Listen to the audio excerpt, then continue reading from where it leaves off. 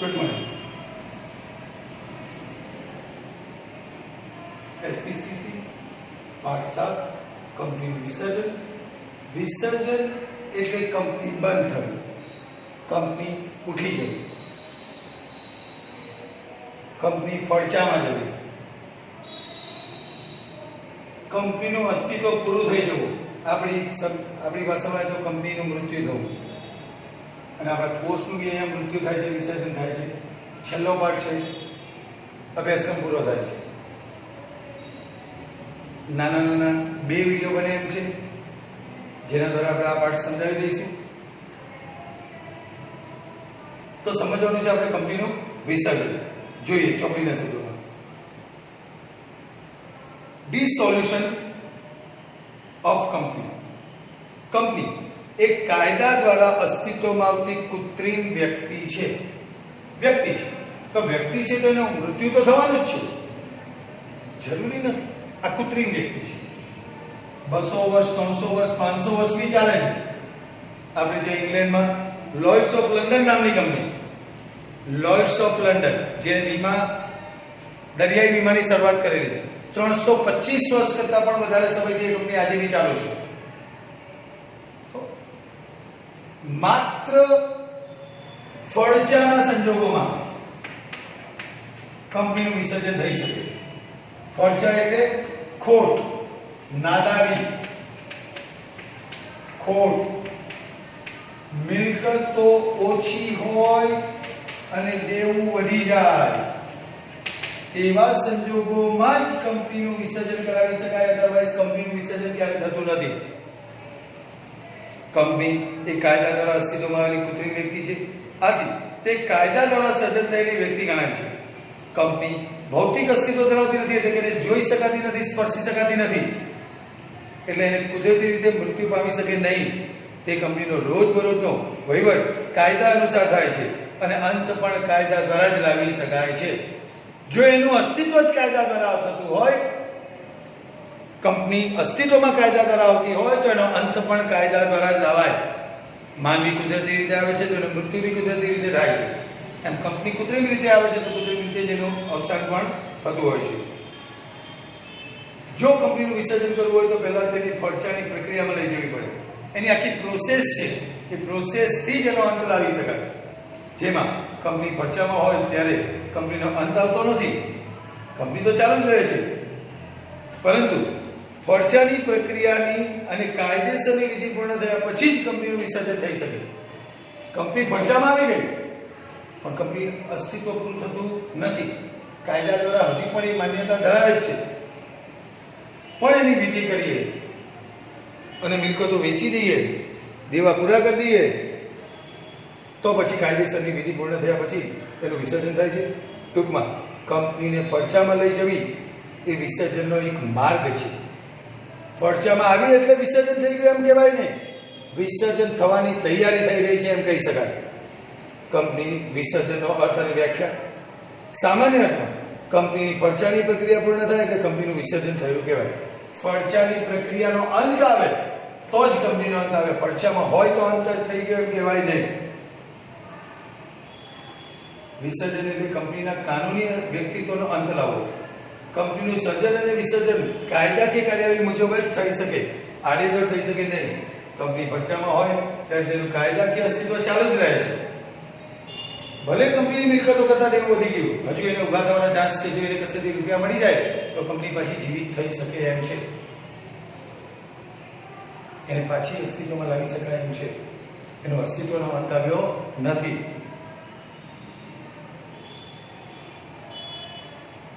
Liquidator કંપનીની મિલકતોનું વેચાણ અને લેણાની વસૂલાત કરીને કંપનીના દેવાની ચૂકવણી કરતા જો રકમ વધે તો કંપનીના નિયમન પત્રમાં જણાવેલા સભ્યોના હક પ્રમાણે એ રકમ વહેંચી દે છે.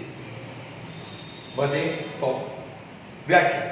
કંપનીના વિસર્જનની વ્યાખ્યા.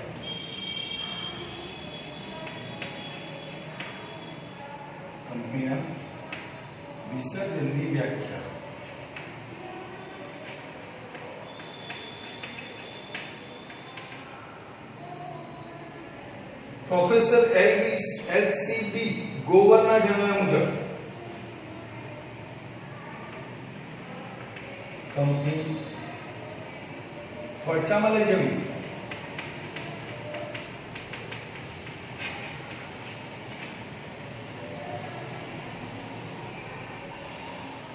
એક પ્રક્રિયા છે, એ એક પ્રક્રિયા છે, કાયદેસરની પ્રક્રિયા છે, જે દ્વારા તેના અસ્તિત્વનો અંત લાવવામાં આવે છે.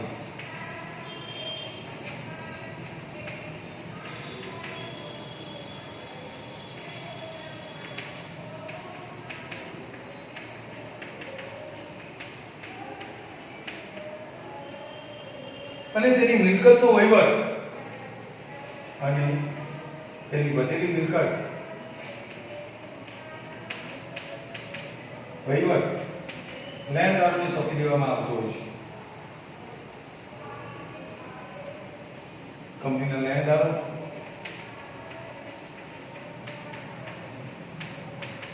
અને મિલકત એટલી તો છે જ નહીં, મિલકતો કરતા દેવું વધેલું જ છે, તો લેણદારો અને સભ્યોના હિત માટે કરાય છે.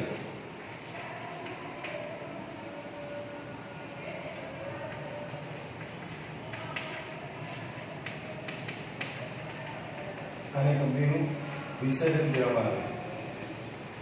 કંપનીને પડછામાં લઈ જવી એક પ્રક્રિયા છે, તેના દ્વારા કંપનીના અસ્તિત્વનો અંત આવે છે અને કંપનીની મિલકતનો વહીવટ કંપનીના લેણદારો અને સભ્યોના હિત માટે કરવામાં આવે છે. આમ કંપનીને પડછામાં લઈ જવી એક પ્રક્રિયા છે, જેના દ્વારા તેના કાયદાકીય અસ્તિત્વનો અંત આવે છે. કંપનીના વિસર્જનની અગાઉની પ્રક્રિયા એટલે કંપનીને પડછામાં લઈ જવાની પ્રક્રિયા. વિસર્જન પહેલા લઈ જવાની પ્રક્રિયા, વિસર્જન પહેલાની પ્રક્રિયા એટલે પડછામાં લઈ જવાની પ્રક્રિયા, અને પડછામાં લઈ જાય પછી એનું વિસર્જન થાય. હવે ટોપિક છે બીજો, કંપનીને પડછામાં કે વિસર્જનમાં લઈ જવાના પ્રકારો. કંપનીનું વિસર્જન કરવું હોય તો કંપનીને સૌપ્રથમ પડછાની પ્રક્રિયામાંથી પસાર થવું પડે. કંપનીનું વિસર્જન કરવું હોય તો એને પડછાની પ્રક્રિયામાંથી પસાર થઈ જવું પડે છે. સામાન્ય રીતે કંપનીની આર્થિક સ્થિતિ ખરાબ હોય અને દેવું ચૂકવવા માટે અશક્તિમાન હોય ત્યારે ધંધો બંધ કે સમેટી લેવાનું નક્કી કરવામાં આવે એને કંપનીને પડછામાં લઈ જવા માટેના પ્રક્રિયા કહેવાય. અને એના પ્રકારો 3 છે. પહેલું, અદાલત દ્વારા કાયદેસર, અદાલત દ્વારા કે ટ્રિબ્યુનલ દ્વારા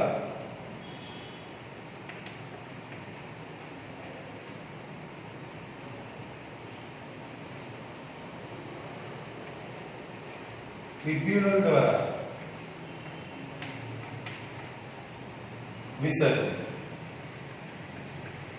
અદાલતના હુકમ દ્વારા મિલકતો કરતા દેવું વધી જાય ત્યારે એને નાદાર જાહેર થાય એ આ. બીજું કીધું છે કંપનીના સંચાલકો કે સભ્યો સ્વૈચ્છિક વિસર્જન કરે.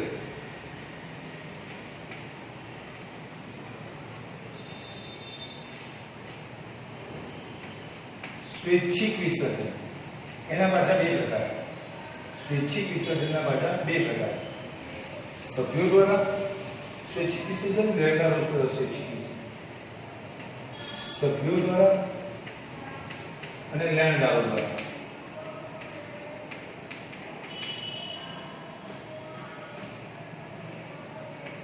હવે આ 3 નો અર્થ આપણે સમજીએ. પછી સભ્યો દ્વારા જે છે એની પ્રક્રિયા, અદાલતની પ્રક્રિયા છે એ આપણે પછી એને સમજીશું, સંજોગો છે અને પછી આપણે સમજીશું બીજા વિડીયોમાં. અત્યારે આ 3 નો અર્થ માત્ર સમજી લઈએ એટલે આ ટોપિક પૂરો થાય. પહેલું છે અદાલત દ્વારા કે ટ્રિબ્યુનલ દ્વારા ફરજિયાતપણે વિસર્જન. Compulsory winding up by tribunal. અર્થ, ટ્રિબ્યુનલે કરેલા હુકમ દ્વારા કંપનીને પડછામાં લઈ જવામાં આવે તો ટ્રિબ્યુનલ મારફત વિસર્જન કહેવામાં આવે. અદાલતના હુકમ દ્વારા જ્યારે એને વિસર્જન કરવામાં આવે એ ફરજિયાત વિસર્જન અથવા તો કાયદેસર રીતે વિસર્જન કરવામાં આવેલું કહેવાય. એના સંજોગો છે આપણે બાકી રાખીએ છીએ. 7.2.1.2 એ બાકી રાખીએ છીએ.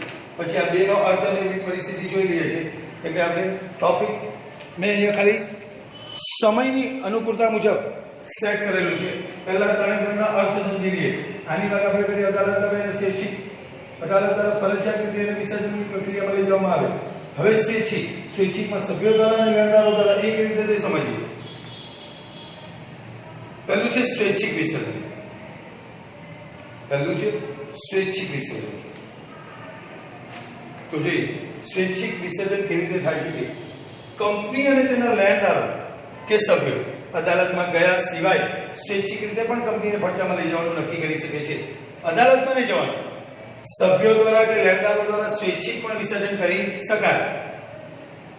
જાતે મિલકતો વેચીને બધું દેવું ચૂકવીને હાથ અદ્ધર કરી શકાય. કંપની તથા લેણદારો કે સભ્યો અદાલતમાં ગયા વગર સ્વૈચ્છિક રીતે ફડચામાં કંપનીને ફડચામાં લઈ જવાનું નક્કી કરી શકે છે.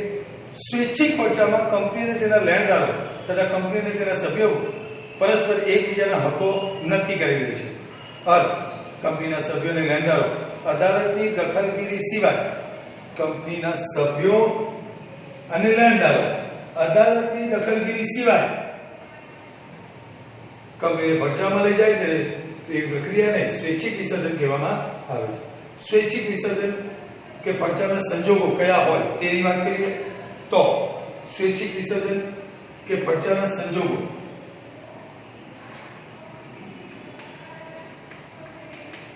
નાનો ટોપિક છે તો અહીંયા જોઈ લઈએ, પછી આના સંજોગો આપણે આખા એક નવા ચેપ્ટરમાં શીખીશું. પહેલું છે કંપનીની મુદત પૂરી થાય.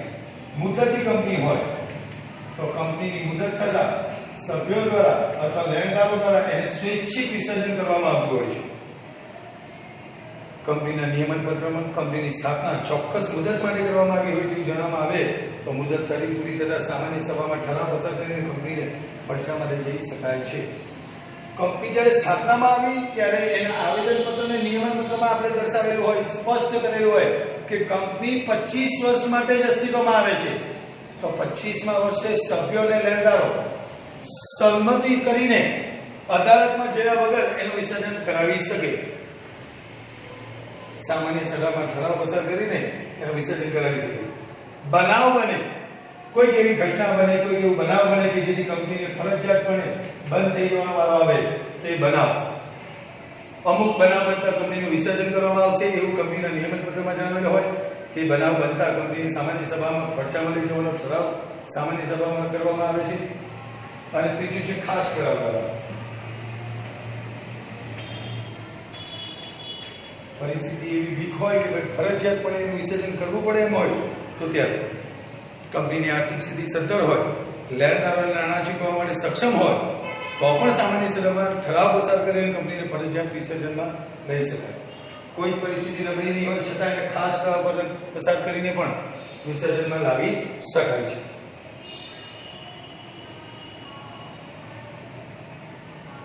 ઓકે, તો અહીંયા વાત કરવાની છે ખાસ કરીને કંપનીના વિસર્જનની, કંપનીનો અંત લાવવાની.